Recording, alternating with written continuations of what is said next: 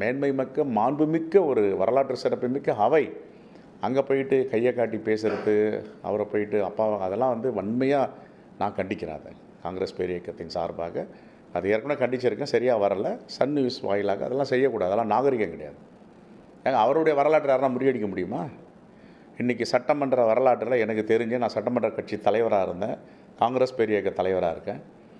அவர் தொடர்ந்து சட்டமன்றத்துக்கு வந்து பணியாற்றுற மாதிரி எந்த முதலமைச்சரும் கிடையாதுன்ற ஒரு டேட்டா பேஸ் சொல்லுது. அவர் டிஸ்ட்ரிக்ட் டூர் பண்ண மாதிரி யாரும் போகலன்னு சொல்லுது. அவருடைய திட்டங்கள் இன்றைக்கி ஆட்சி மாறி இருக்கலாம், அவருடைய திட்டம் தானே இன்றைக்கி பேசிகிட்டு இருக்கு, அவருடைய திட்டம் தானே நடைமுறைப்படுத்துகிறாங்க. அவருடைய திட்டத்தை தவிர வேறு ஏதாவது 1-2 செய்ய சொல்லுங்கள் பார்ப்போம். செய்கிறதுக்கு வாய்ப்பே கிடையாது.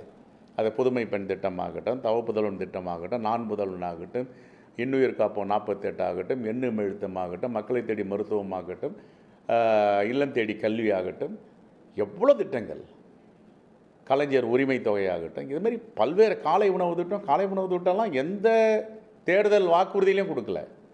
இன்றைக்கி உலகத்திலே முதல் முறையாக காலை உணவு திட்டத்தை கொண்டு வந்திருக்காங்க. இப்படிப்பட்ட ஒரு வரலாற்று சிறப்புமிக்க முதலமைச்சர்.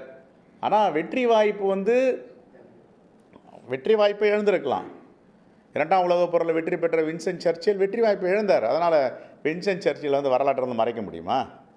அதே மாதிரி தான் திராவிட முன்னேற்ற கழகத்தின் தலைவர் அண்ணன் தளபதி அவருடைய வரலாற்றை யாரும் மறக்கவும் முடியாது, மறைக்கவும் முடியாது.